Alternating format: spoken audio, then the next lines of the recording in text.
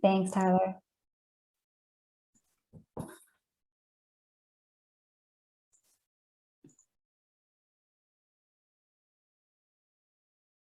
Hey, everyone. Oh, it is great to see lots of old friends here. We've got more folks joining. All right. Well, I hope this finds everyone staying safe and well as we're getting up and going. Let's just go ahead. Please use that Zoom chat. Let us know where you're joining us from. I know we have friends tuning in from across the US, from the UK, from Israel, likely elsewhere too. So just let us know where you're joining from. It's always fun to see. While you're doing that, for those I haven't yet met, my name is Terry Babcock-Lumish. I serve as Executive Secretary of the Truman Foundation and CEO of Friends of Truman, which is our nonprofit partner. We at the Truman Foundation have long appreciated our own special relationship with the Marshall community. Many Trumans are also Marshall scholars, and so wear both of those hats with pride. So we're thrilled to be joining forces with the Association of Marshall Scholars for the first time since a really terrific book salon at Andrew and Jackie Klaber's home in New York way back in the before times. Hopefully we'll be resuming such things safely before too long. It's my real pleasure to introduce Lucy Mahaffey, Program Associate at the Association of American Marshall Scholars. So Lucy, let me turn things over to you. Thank you so much. As Dr. Babcock-Lumish said, I am the Program Associate at the Association of Marshall Scholars. I'm also a 2019 scholar, and I'm very pleased to welcome you to this pandemic panel. And first, I just want to thank everyone for joining us today. And I also really wanted to say a special thank you to the Friends of Truman Foundation for working so hard to put this together. And a very big thank you to all the panelists for taking time to share their insights. A small background on the Association of Marshall Scholars. The AMS is comprised of 2,000 Marshall Scholars that are working to strengthen the ties of the US and the UK and the Marshall Scholarship. And historically, this transatlantic alliance has served as a linchpin for liberal democracy and prosperity and peace. And a valuable thread of this relationship has been the Marshall Scholarship, which is an educational program strengthening international exchange in nearly every field of human endeavor. And the AMS hosts monthly in-person and online events. And you can find out more about these on our website. And you can also watch this recorded panel on our YouTube channel, which I'll share. And without further ado, I will turn it back over to the Truman to get started on today's conversation. Great. Thank you so much, Lucy. It's really great to collaborate on our third and what we hope will be our final pandemic discussion. So let's just go ahead and dig in. Despite unprecedented public health efforts to mitigate COVID spread, its ever-growing consequences, we all know, span our globe and underscore the importance of evidence-based informed policies, proactive public health messaging, and coordinated government response. We have a stellar lineup of Truman and Marshall scholars, each subject matter experts, who bring a great deal to bear on this discussion from their respective vantage points. We'll have a bit of a conversation, and we really want to open this up to questions. So please feel free to post those in that Zoom chat box so we can get to as many as possible in this hour that we have together. So let's go ahead and dig in. It's my honor truly to introduce our moderator for today's discussion, someone respected and really beloved in both of our communities, a 2005 Texas Truman and a 2007 Marshall. Sophie Rutenbar graduated from UT Dallas and earned master's degrees from both KCL and the LSE. Today she serves as a planning officer at the UN Integrated Office in Haiti. And so as you can imagine, given all that's churning in country, we do not take lightly your carving out time for us today, Sophie. So with that, let me leave this in your capable hands. Over to you.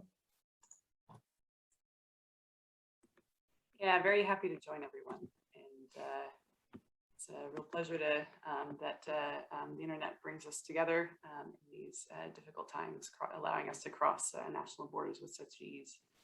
I am very pleased in turn to be able to introduce our three panel members who are all very distinguished in their own ways. Starting off first, Dr. Ben Rice is director of the Predictive Medicine Group and the Computational Health Informatics Program at Boston Children's Hospital and a member of the faculty at Harvard Medical School. His research focuses on understanding the essential patterns of human disease and developing novel approaches for predicting disease. He's designed predictive health monitoring systems for regional and national settings around the world, and most excitingly for me, has worked to establish biodefense and biosurveillance architecture to respond to potential phenomena for the Olympic Games, including in Athens and Beijing. Together with collaborators in Israel, he co-authored the first large real-world studies of COVID-19 vaccine effectiveness and COVID-19 vaccine safety this year, both published in the New England Journal of Medicine. This work has received a lot of attention from the New York Times, Wall Street Journal, Times Magazine, and personally I found it quite interesting. He has been honored at the White House for his work in harnessing social networks to promote health, and was named one of the top health innovators in the world by the US State Department, USAID, and NASA. So thrilled to have Dr. Ben Rice with us here. And then we also have Dr. Jean-Paul Chretien, or JP, a Navy physician and program manager at the Defense Advanced Research Projects Agency, or DARPA, where he develops initiatives to advance biotechnology for medical and public health applications. JP's previous military assignments include the Defense Intelligence Agency, the Office of Science and Technology Policy under President Obama, and the US Marines as a Force Health Protection Officer in Afghanistan. He was a 1995 Truman Scholar and is a mentor in the Truman Albright Program. And last but not least, Dr. Elizabeth Rosenthal is the author of the New York Times bestseller, An American Sickness: How Healthcare Became Big Business and How You Can Take It Back. Named a notable book of the year by NPR, Wall Street Journal, and the Washington Post. She spent 22 years as a reporter, foreign correspondent, and senior writer at the New York Times, and remains a regular contributor to the New York Times opinion section, including producing some very interesting work over the past year and a half in relation to the pandemic. In 2016, she left her New York Times staff job to become editor-in-chief of Kaiser Health News, a new independent investigative newsroom based in Washington, DC, focusing on health and health policy that publishes print and broadcast stories in media outlets nationwide. She was named one of the 100 most influential people in DC in 2021 by Washingtonian Magazine, and does a monthly segment on NPR about medical bills. She's won tons and tons of awards. Very impressive. My kids don't think I'm very influential, but that's kids never do. So, interestingly, for this panel, she has a medical degree from Harvard Medical School after spending 2 years as a Marshall Scholar at Trinity College, Cambridge. She also worked as an emergency room physician at New York Presbyterian Hospital, where I went when I lived in New York for a little bit with the UN, and before converting to full-time journalism. So we've got three very impressive doctors, and whose expertise starts with medicine and extends far beyond. And I'm very happy to be here today with you to talk with you a little bit.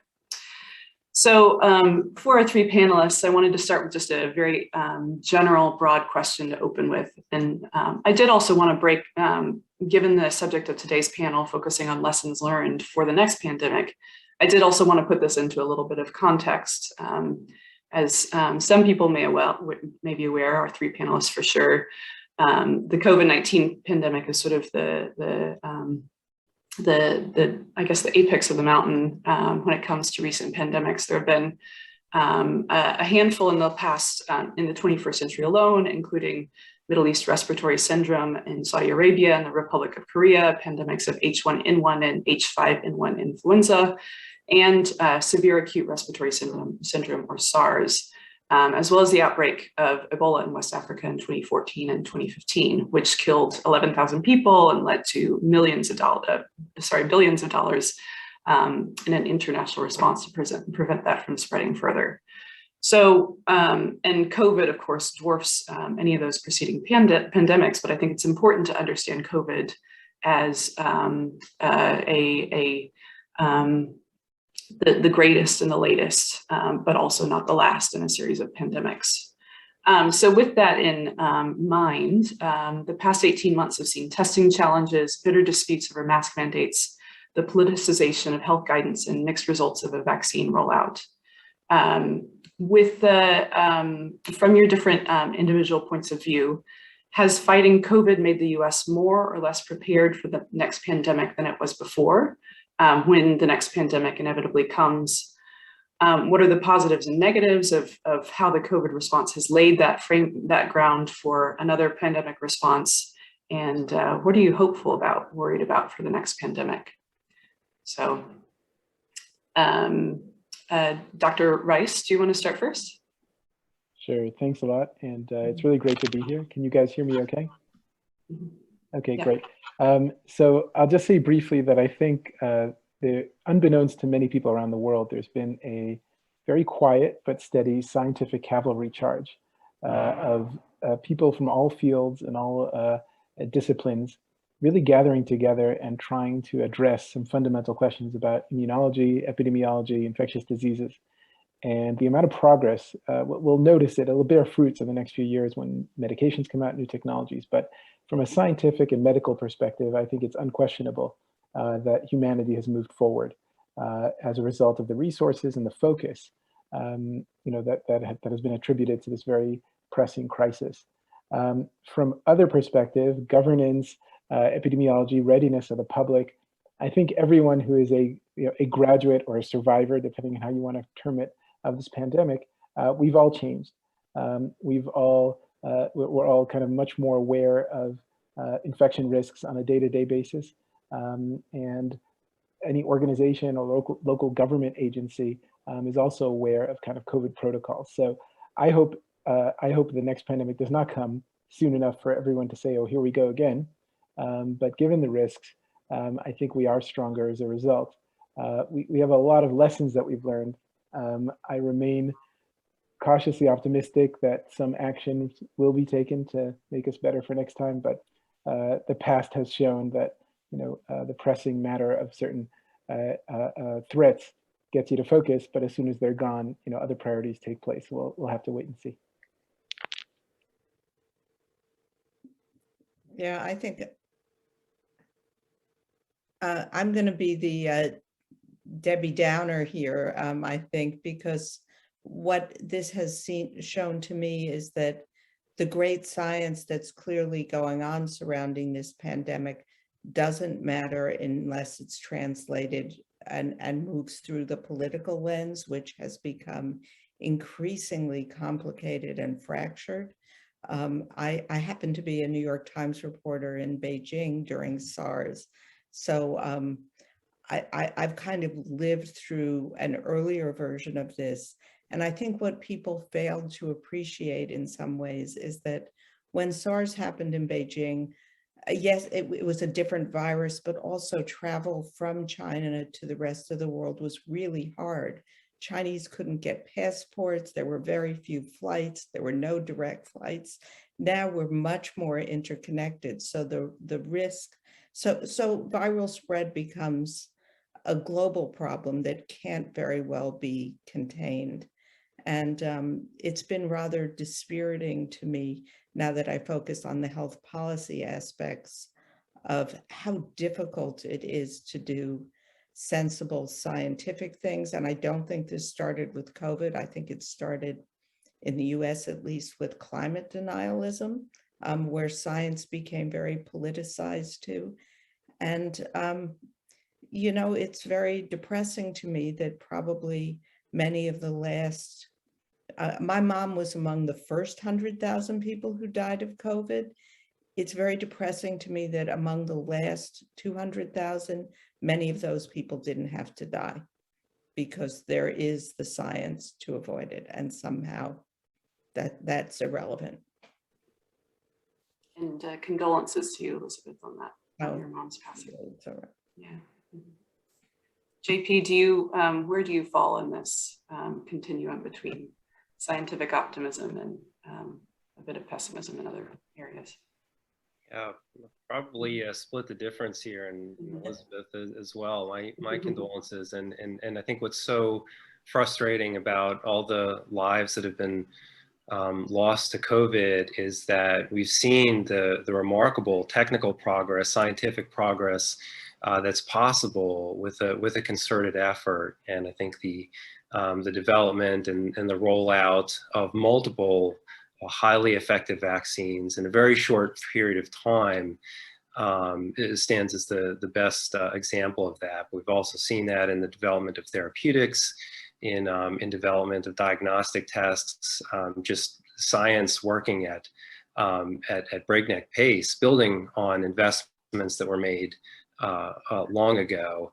But at the same time, the pandemic has also exposed so many problems with public health infrastructure, with our fragmented public health system for gathering data from laboratories and reporting it up to the CDC, and our capacity at a national level to integrate all those data and make decisions or support decisions in a timely way, and in our ability to understand, where the epidemic is moving and which populations are being affected more than others, and our ability to target resources to vulnerable populations. So all kinds of policy and coordination and infrastructure, public health infrastructure challenges that we may get into more detail about. But I think it shows for me, it shows both the promise in terms of what science can accomplish when there's a concerted effort, and when there's a foundation of investment in the years leading up to the pandemic that gave us the ability to produce vaccines and other products so quickly. But at the same time, the policy challenges that make those investments moot if we don't fix those problems too. Mm-hmm. Yeah, I'd like to dig into some aspects of this that you all have highlighted. I guess maybe to start with maybe the simpler end, certainly not the easier end, but back to Ben. Could you talk a little bit more about, there has, as JP pointed out, there's been the amazing achievement of several vaccines brought out in a very short period of time. Are we in a better place now to look at kind of rapid development of future vaccines? So great question. And I also want to add my condolences to Elizabeth. Very sorry for your loss. Oh, when it's my mom, when she died, was in an assisted living facility in New York City, where really they did everything right and nothing more could have been done. And she was 96 and lived a good life. But what's tragic is what's been happening since the vaccines have been. Absolutely. Yeah, so to continue on from there, and I would say that I think we are in a better place as far as cycle times scientifically. So I have been witness to personally unbelievable amounts of catalysis and efficiency is regarding many international collaborations, crossing disciplines, crossing institutions, crossing languages, because this was the order of the day. And it's amazing when we're all human and it's a virus, and it doesn't matter what field you're from, what country you're from, what institution you're from. And there wasn't even a kind of a question of funding, which people use, or data protection, sorry, not data protection, IP protection. There wasn't, all these discussions usually happen at the beginning of academic collaborations. Here, none of that happened. Everyone just jumped in and said, what can I do to help? And as a result, we have amazing amounts of progress. I just want to clarify, when I said IP protection, I'm talking about institutions who usually say, oh, we want to take credit for and be able to monetize. So none of that happened here. People just kind of dove in. The thing that was, I think, most impressive of this, from this effort and from these many efforts, is that it wasn't only people saying, what remedies or technologies do we already have on tap that we can use now? But a lot of people had these kind of ideas in the back of their heads, and they said, well, now's my time to try it. And a lot of people kind of repurposed their labs, repurposed their postdocs, whatever it was, just to work on anything that might help. And again, the general public isn't aware of it yet, but there is a large iceberg of medications and treatments and new biotechnologies in the pipeline. The most famous one being the mRNA, which everyone knows about because of the vaccines. And that mRNA platform is, vaccines are, COVID vaccines are just the beginning of mRNA vaccinations, but vaccines in general, are just the beginning of potential applications of mRNA. The implications there could span cancer and other major threats to public health. So we are now living through the beginning of the mRNA era, mRNA therapeutic era. And we may not be aware of it, but in a few years' time, I'm pretty confident we're going to look back on it and say, wow, that was the first, it's like people living through penicillin. They didn't realize that it was a whole new age in medicine. But in addition to the mRNA, I would say that there's every day or every week, we hear from different colleagues of new understandings of the immune system's ability to control these cytokine storms, which are kind of unfortunately the thing that usually puts people in very bad shape towards the end stages of ARDS, of COVID-19 illness. And these are fundamental problems in immunology that scientists have been hoping to crack for decades. But now with this focus, the urgency, and the resources, I think we're really making huge strides. So from that perspective, I would say scientifically, we're in much better shape than we were. From a production perspective, right, the world is now capable of producing many more vaccines per day than it was a year ago, than it was 2 years ago. The part that I would say is going to be the toughest, and this is not my area of expertise, so it's easy to cast stones from far away, but the part that's the toughest and thorniest is probably the regulatory side, because it takes one thalidomide example to say, well, we need to put the brakes on everything and really test a lot of drugs, really, really carefully before we approve them. But it's kind of a moral dilemma, it's an ethical dilemma, it's a business dilemma, it's a public health dilemma. How do you trade off if people are dying in the streets and you have something that could save their lives, but it's also not as tested as as you would want it to be? Do you make it available? And the FDA this time, I'm not the judge of the FDA, but it said, no, we're going to test it fully. And what many people don't know is that the mRNA COVID vaccines that are now in use widely around the world, and billions of doses have been administered, they were pretty much ready a month into the pandemic, 2 months into the pandemic. The reason they only started being approved in December is because there was about a year of testing. And it's the same vaccine. So it was the right thing to do. You don't want to start giving billions of people something you haven't tested. But when the next pandemic comes around, or if now there are certain medications that are untested, but in initial trials are showing great promise, I think there needs to be, and this is a general proposal, not one that's specific, but I think there needs to be greater focus on temporary mechanisms that allow compassionate use or emergency use if someone is already dying and there's something that we think is safe, and you get enough consent. We need to kind of build more robust mechanisms around that gray area where we want to make sure that if there are emerging life-saving options, there are pathways that are legally and ethically sound to making them available to those who knowingly consent to access them. So I'll leave it with that. Yeah, I would, can I just add to that? Because Yeah. I couldn't agree more. And we're seeing this now, and not to, get down on the FDA or the CDC, but, you did see many of the groups in the NIH saying we're ready to go with this, and the CDC and the FDA, because of their regulatory mindset, saying, whoa, we haven't dotted the I's and crossed the T's. And it's not just with therapeutics. What we're seeing, and I'm not quite sure if this is a peculiarly United States regulatory problem, with rapid COVID tests.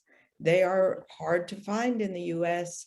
They cost $25 a piece, or you can buy, 60 for $1,500, because a lot of them haven't been approved by the FDA yet. And, it boggles my mind a little bit, because the FDA does have quick approval pathways for devices where you can say, this is similar to a hip replacement that was there before, and it can whip through, but somehow this simple test that would be so important, an at-home test.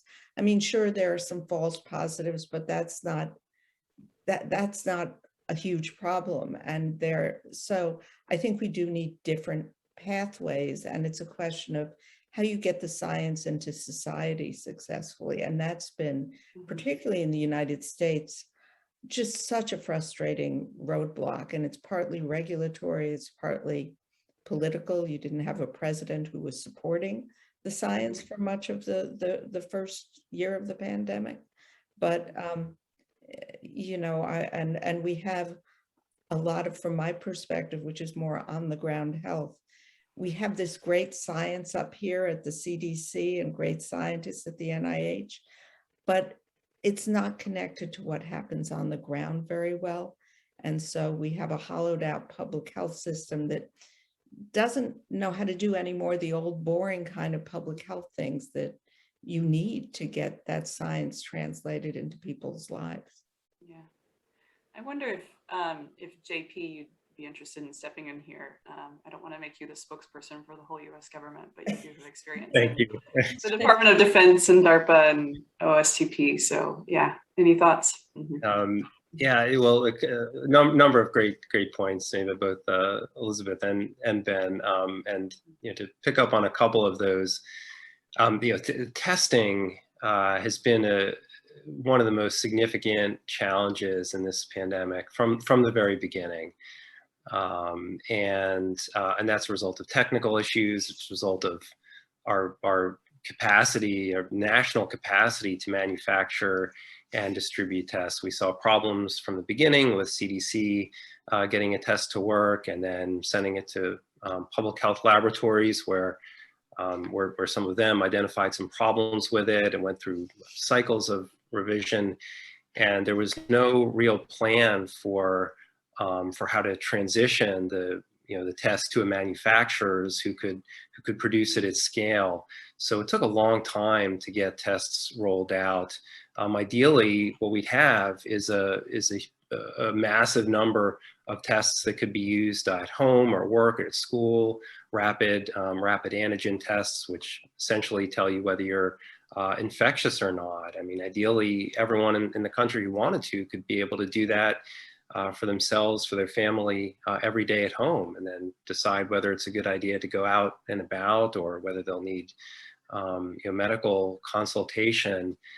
So we've seen some really promising developments recently. So just yesterday, FDA granted emergency use authorization to a new home rapid test. Yesterday, the developer of this test said that they would be able to produce this at large scale, be able to make 100 million a month by the end of the year, and that would, in a few weeks, be able to double our national capacity for this sort of testing. And then just a couple of hours ago, the White House announced a $1 billion commitment for purchasing of home rapid tests. And so they expect that'll quadruple our capacity to do this just over the next couple of months. So things are improving in the testing area, but it took a long time to get to this point. And I think that's a very important lesson for the next pandemic, because often pandemic preparedness has a tendency to focus on some of the more obvious medical countermeasures like vaccines or diagnostics. But the foundation of public health response is knowing what's going on, knowing who's infected and who's not, and so that requires diagnostics. Where I work at DARPA, we're about a year into a program now to develop a new type of diagnostic tests for infectious diseases. And the goal is to develop tests that'll perform just as well as gold standard tests now, but we're able to make them much more quickly, based just on the genomic sequence of the pathogens. You won't actually need a pathogen in hand to make the test. And it's interesting, this program kicked off just before COVID came to light. So there was already enough examples of public health outbreaks where diagnostics were slow to be rolled out, and that impeded the response. There are already enough examples of that for DARPA to make a major commitment to developing a new type of diagnostic test just before COVID. So the other point I'd like to pick up on is that this type of diagnostic test that we're working on at DARPA is a platform technology, and Ben used that term, and I think that's very important. mRNA vaccines are platform technologies. So, the general approach is to develop a system that can quickly be adapted to a new threat. And I think that's super important for the next pandemic, because we don't know what it's going to be. It could be a coronavirus, it could be influenza, it could be something else. And so we can't anticipate what it's going to be. So we need to, we need to develop specific measures against pathogens that we know we're going to see again, like flu. But we also need a capability to rapidly produce things to fight pandemics from something that's totally new. And so, the reason that we got mRNA vaccines so quickly is that as soon as that first genome sequence of the COVID virus was published online, vaccine manufacturing could begin immediately. The initial development could. And so same idea with this type of diagnostic tests we're working on. As soon as the sequence is available, we can spin out a new test. So we're going to, one of the challenges we've built into our program is 24 hours. So as soon as the sequence is made available within 24 hours, we want a diagnostic test. So having that type of adaptable, agile capabilities to respond to the unexpected, I think is an important lesson from this that carries, across the board from the very technical aspects to kind of public health and data infrastructure, since we don't know what's coming next. Can I pose a question to the two more science people, since and I'm going to date myself now. I was a physician during HIV/AIDS, so I saw all the new drugs and technologies that came out of that. But I'm as someone who's concerned about the business of healthcare, when you say, I think it's great that, the president announced $1 billion to buy these things, but they're really cheap in another country, and we depend on the market to commercialize things which scientists develop, and that has proved very dysfunctional. I mean, I remember when the COVID tests first, the PCR tests first came out, people would say, and Medicare said, we're going to pay $100 for them. A lot of the labs said, well, that's not enough, so I mean, should we have, and I'm not saying that all medicine should be nationalized or we need a national health system, but there are certain things that the market doesn't respond to very well. Just as a quick example, like when COVID first came, people would say to me, well, why don't hospitals have, extra ventilators? And I'm like, are you kidding me? They don't stock for a pandemic they hope will never come. They stock a lot of hip and knee prostheses because that's how they make money. So I just think what we've seen is amazing science, and the business considerations becoming a bottleneck for that science getting out into the real world. And I think, particularly in the US, we have to resolve that, because testing is plentiful and really cheap in a lot of Europe now. And here we have to spend $1 billion to incentivize and buy and sell it. So I don't know, that's just where I'm coming from, but. Any thoughts on that, JP or Ben? Yeah, I think you pointed out something that's seems to me to be within the purview of the federal government to step in and help. So, agree, $1 billion commitment is fantastic. Should it be more? It's it is sort of envious seeing images from friends in Europe who have just piles of home tests, sitting in the corner, sitting on their dining table. And they're having to say, no, I don't need any more. The school tries to send more home with the kids and they just can't take any more. And here the situation is very different. And I remember the Zika outbreak back in 2015 or so was about the time when it became a concern in the US. We started to have some cases here. And so manufacturers, diagnostic test manufacturers started making a lot of Zika tests. And then the epidemic eventually fizzled out in the United States. And there's no one to buy the tests. And so I think some of the manufacturers felt that they had been burned then, they'd been encouraged to make these.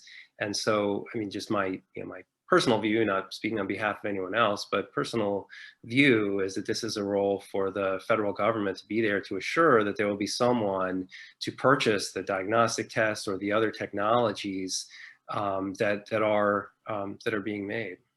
Mhm. Anything to add to that, Ben? No, I think it was well said, so I'll let you get to the next question. Yeah. Mhm. Yeah, certainly I think this conversation is pointing at the need for kind of, I guess, greater government, a greater government role in preparedness. What comes to mind for me is there was an op-ed published, I guess maybe about 3 weeks ago, and I can't remember the name, but calling for kind of a different approach to producing generic drugs, and pointing out the closure of the kind of last facility in I believe Pennsylvania that was producing generic drugs domestically. And so yeah, any further thoughts? If not, I've got another question I'm very curious about. Okay, so I guess we've talked a little bit about the kind of vaccine development, sort of, I guess, maybe the end of the response. I'd like to talk a little bit about the surveillance, the kind of, how do we see that something's coming and formulate an appropriate plan to respond. Obviously, this was a huge issue. I know in the Ebola epidemic in 2014, 2015, it took 3 months and global spread before it was really recognized as something that was beyond the capacities of the regional health organization and WHO. And obviously, I think the response was a bit quicker this time, but maybe we can start with Ben. What are your thoughts on kind of where we are in terms of surveillance preparedness to kind of identify the next pandemic on the early side? It's a great question. So a colleague of mine and also JP's, and I think others, called John Brownstein, started a few years ago something called HealthMap.org, which was a Google Maps and Google News mashup. And it basically automatically found mentions in Google News of local outbreaks, elderly man, stomach virus, right? So it kind of picked up all these data points and then put them on a map.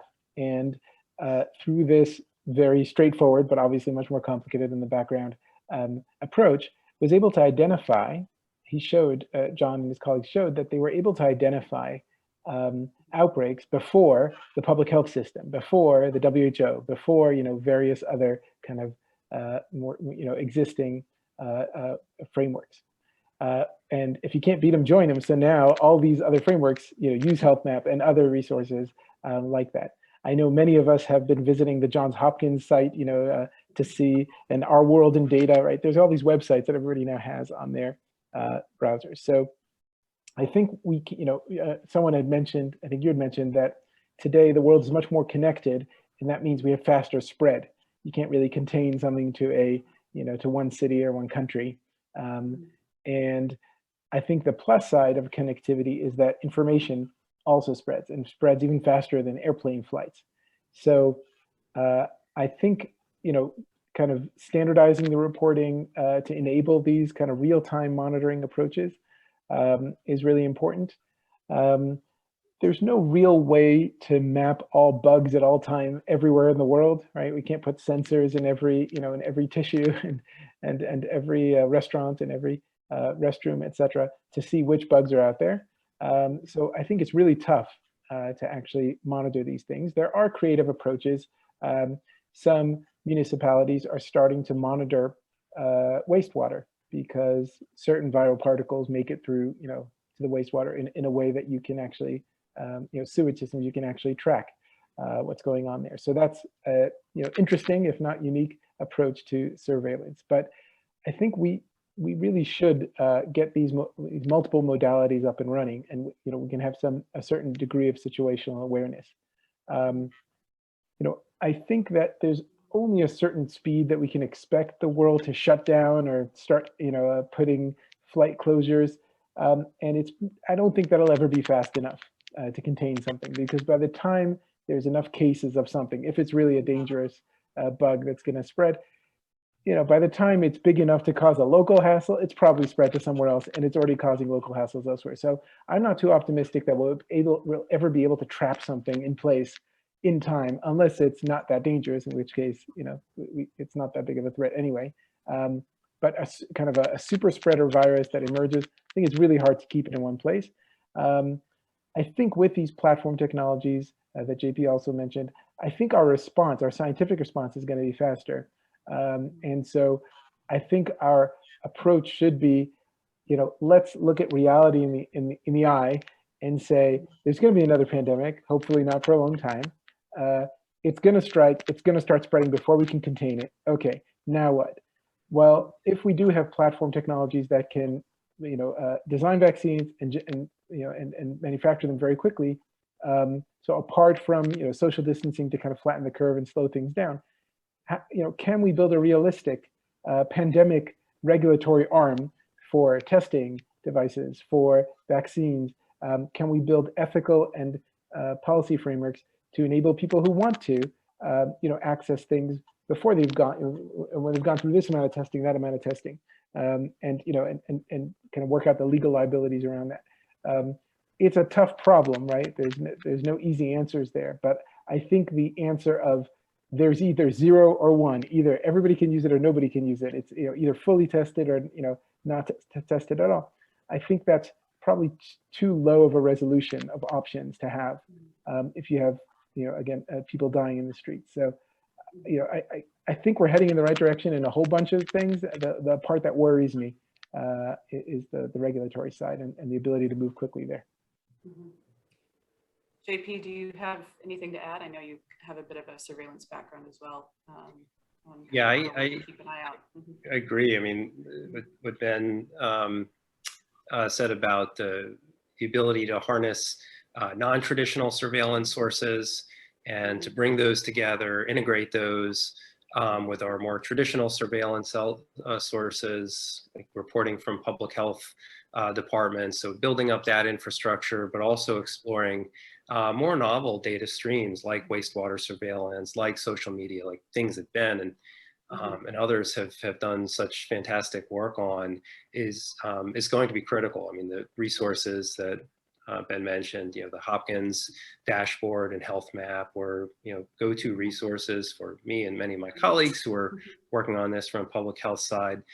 And the only quick addition I'll make is that the power of genomic sequencing, rapid genomic sequencing as part of response to an outbreak is something that COVID has highlighted. So this in the past, this has mostly been something we did as part of research, sequencing the genome of pathogens to understand them and to do epidemiological studies.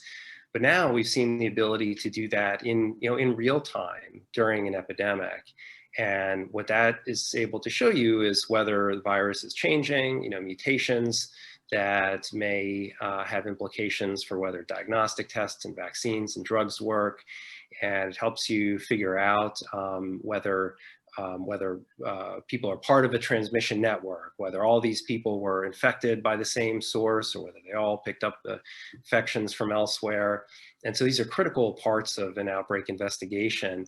And now with modern sequencing technology, we have the ability to do that in real time. Work by Trevor Bedford, I think it's really led the way there, is a resource called NextStrain. If you look up nextstrain.org, and it's based on SARS-CoV-2 genomes that are shared by people around the world. And so I think building the capacity to do that nationally is going to help us responding to the next pandemic, but also going to help us recognize when a new pandemic emerges. So, ideally, sorry, our cat is very interested in this discussion.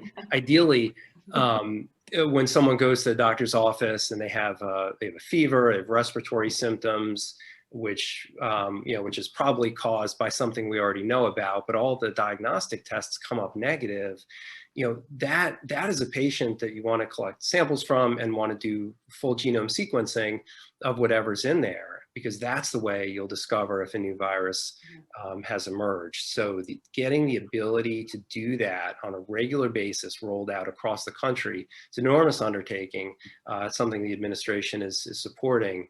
But if we have the ability to do that, I think we'll be in a much better position to tell when there's a new strain of flu or coronavirus or whatever the next pandemic pathogen is, and be able to detect it much more quickly.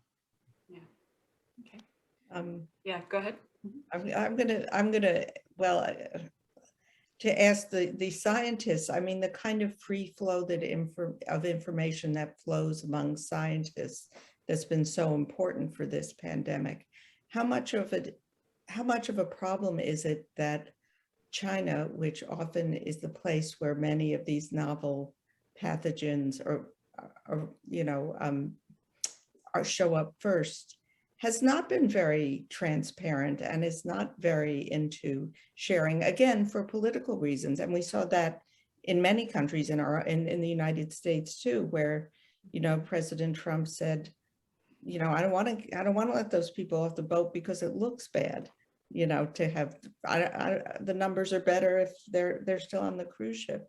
I mean, it seems like if we have a global pathogen, you need global information flow to get early warning systems. Yeah. JP, Ben, any thoughts on that? Sorry, I'm venturing into the political here now, but I lived in China for 6 years during SARS, so it's a big question in my mind. Yeah, just a couple of quick comments. I know this has been a point of frustration during the pandemic, and we see it. We see it now with the question of where did this virus come from, and it sure would be helpful if all of the all the people who had information that might be relevant to that question could share it. And but we know some countries are not transparent. I mean, the World Health Organization has long recognized this, and this was the reason behind their efforts starting back in the 90s to revise the international health regulations, which is an old system where the WHO relied on reporting from member states about outbreaks or diseases of international concern that were happening in their countries. And the World Health Organization made a very significant policy shift and was able to bring in information from other sources, so like HealthMap or like informal networks of scientists reporting, and so they can then bring that into their assessments, and also building up the global surveillance architecture to improve our ability to detect things. I think one promising thing we've seen during this pandemic, and I think Ben can speak this much better than I can, but there has been a tremendous output of scientific literature before the final peer-reviewed publication. So just a deluge of data and studies released as pre-publication preprints, which is kind of frustrating because it's a lot to dig through. But on the other hand, it's much more timely, and it seemed to got around some of the bottlenecks that impede the flow of information otherwise. And then last point, I'll point out that the United States government recognizes that countries are not always forthcoming, and so we've seen a lot of we've seen discussion recently in public forums about what is the role of the intelligence community in these types of incidents, and preparing for pandemics, and that gets into some very difficult questions of what is an intelligence and what is the public health aspects of this, but yeah, so don't have an easy answer, but I think there are some promising developments that hopefully will set us up better for next time. Anything to add, Ben? And then we'll probably move on to a couple of questions from. Yeah, I'll briefly talk about the point JP raised with the preprints. So that is, I think, a very blessed development that a lot of people are sharing their data early and kind of making it available because of the urgency of the hour. That said, it's also led to a kind of cottage industry of people who claim to be the early interpreters of that data, not all of them fully trained and or certified to do so. I'm speaking obviously diplomatically. So you ended up with a bunch of people on, I guess, in the Twitterverse or Twitter sphere, spreading, unfortunately, some harmful rumors about, whether it's the vaccines or ways to prevent getting infected that had no scientific basis, et cetera. And then they would kind of misquote or take out of context certain things from unpeer-reviewed publications, et cetera, et cetera. And so it wasn't actually people sharing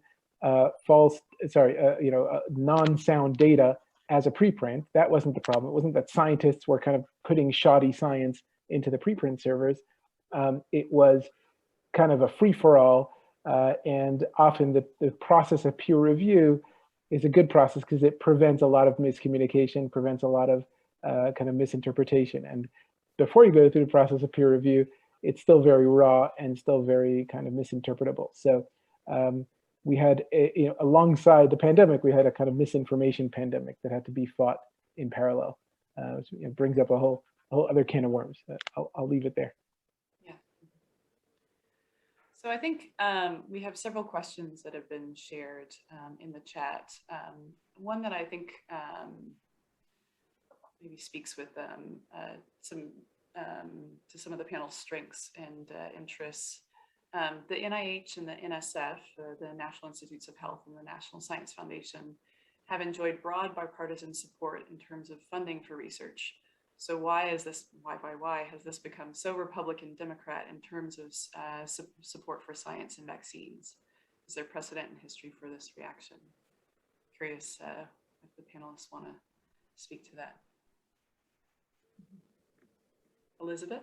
Well, I mean, as I said, I for a few years at the New York Times covered climate issues, and it has a very similar feel to that, where there was a lot of climate denialism, and we would even have to write in the New York Times, which many scientists believe is connected to human activity, when the truth was that like 99.9% of scientists believe that.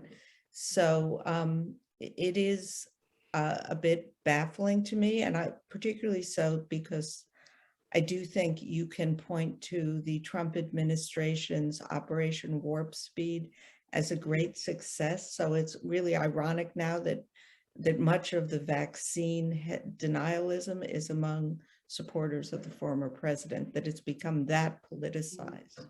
So, I think it's science is not trusted by much of our public at the moment, and it's seen as a partisan thing, which is, obviously killing people at the moment. So I don't think, I think people respect the NIH, but Tony Fauci became a villain to have to a good part of the country, Yeah. And I think actually to bring in another question that was asked, it's pretty clear the general public was unequipped for understanding both the science of identifying and responding to a pandemic and the workings and authority of public health structures. From your perspectives, what is the most important skill or knowledge to prioritize in schools and public health education? Any thoughts in general, I guess, JP, Ben, from either of you about kind of this issue of kind of a lack of trust in science and how we can kind of work to correct that? Yeah, just briefly, I think this has highlighted the importance of communications and being able to to communicate effectively with the public on the general value of public health programs, and also during an emergency. Public health is something that is for most people is just in the background, and you don't even think about it. It's like not thinking about whether your water is safe to drink or the air is okay to breathe. And so most people only become aware of the importance of public health when there's a breakdown, when there's a huge outbreak, and they or people they know are affected, and it's impossible to get a hospital bed. And then it becomes very clear how important this infrastructure is. So I think being able to communicate to different groups, being able to understand how different communities are being affected by a public health emergency, and being able to engage them specifically, I think is especially important. Yeah. Ben, anything to add? I think it's more of an attitudinal or philosophical approach, which is a respect for science, a respect for the scientific method, a respect for data, a respect for evidence, a respect for objectivity. So it's more kind of a general, maybe even cultural education, where you're trying to train the next generation of knowledge consumers, of public involved public citizens, to understand that sometimes there are things called uncertainty, and the latest tweet or Facebook post or TikTok video is not necessarily the thing you should decide your medical care around. So I think even if people don't understand the science, they should understand kind of why it's important that there are scientists doing science, and why for scientific questions it's good to rely on the scientific method. So, and maybe also teaching counterexamples, right? So teaching how people have died because they have read something on Twitter, and maybe teaching those very basic life lessons, which may seem obvious to those who know them, but are unobvious to those who fall prey to them. And making sure that people understand that before you make a medical decision, talk to your doctor, talk to a licensed medical professional. Before you start spreading rumors about scientific lies, make sure you get it from a verified source. So I think those general scientific citizenship questions, I think, are probably more important than making sure everybody can understand molecular biology or its details. Yeah, and I would agree with that, in that I think and I'm going to connect it to a much larger issue, which is a breakdown of trust in our medical system, which doesn't serve much of the population very well at the moment. So, I don't understand how Zoom works. I don't understand how my Mac works, but I trust that, it's going to do the right thing. And I think we have a system in the United States where a lot of people feel disenfranchised and not very connected to the healthcare system. It hasn't served them well. And so they don't have a doctor or someone, they don't trust it. They don't trust it when it says, so I do everything with technology based on trust rather than understanding. And that kind of pact has broken down in public health and healthcare in our country. Yeah, very true. I think we have just a few minutes left. We have 2 questions remaining. So maybe I'll read them both and then give the panelists their choice of which to respond to. The first is, aside from getting the unvaccinated the vaccine, what is the most important step public health officials need to take to mitigate against another wave this winter? And then we also have a question about local government capacity. They had widely varied abilities in terms of vaccine distribution, contact tracing, testing, etc. Are there any suggestions you would make for improving federal coordination with local governments in the future? Any thoughts? Elizabeth, do you want to go first? Sure. I do think there were varying capacities, but no public health department was very well prepared.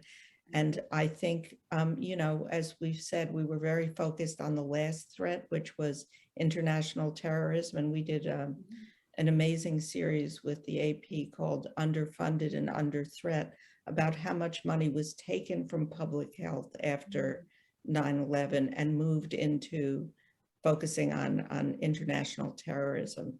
And I think, hopefully the pandemic will reverse some of that focus, but you had the pandemic falling on counties which had, 2 chicks as their public health department doing everything, and with a mostly hostile populace. So I don't think there was any public health department that was well prepared. Yeah, that's very fair. JP, you want to go next? Yeah, I agree. I think coordination. One aspect of this is coordination, but maybe even more, more foundational is just the capacity that we have in health departments across the country. And COVID has shown us that we don't have the infrastructure. We don't have the public health infrastructure, the lab infrastructure, the digital infrastructure infrastructure to communicate information. And that's foundational to everything that we're talking about. And so we can have all the, the greatest technologies for therapeutics and vaccines. We can have, great computational models to predict where a disease might go next. But unless we have timely, accurate data from local level, integrated from across the country, we're not going to be prepared. And there was this big investment following fears of bioterror attacks, and I hope this is the motivation now for a sustained investment in that infrastructure. And Ben, maybe we can conclude with you.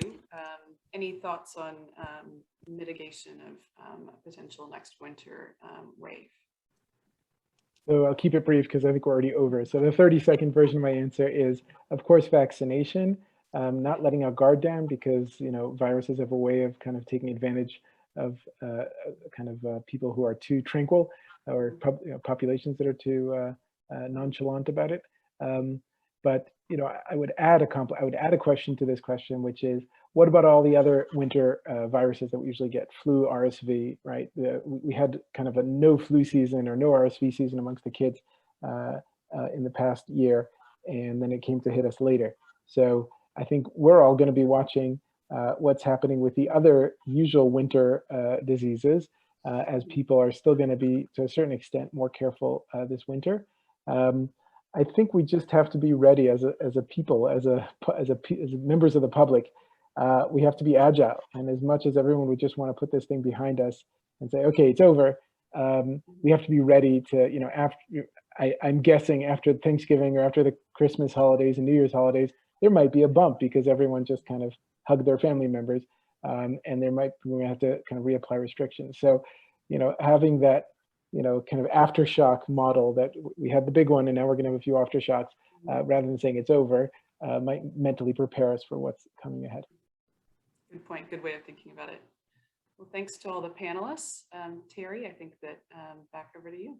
Yeah, thanks so much, Sophie. And thank you for such an important conversation, as well as Ben, a helpful reminder. You talked in at the end to get our flu shot. So really appreciate that as well. You guys, thank you. Thank you for joining us. Sophie, JP, Elizabeth, Ben, thank you for all you each do to continue to keep us safer, healthier, more informed. This was a great discussion to have together today.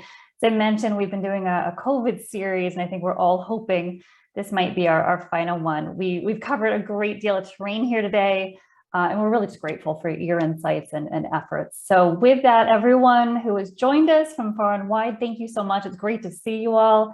Please take good care, get those flu shots. And with that, this concludes our program.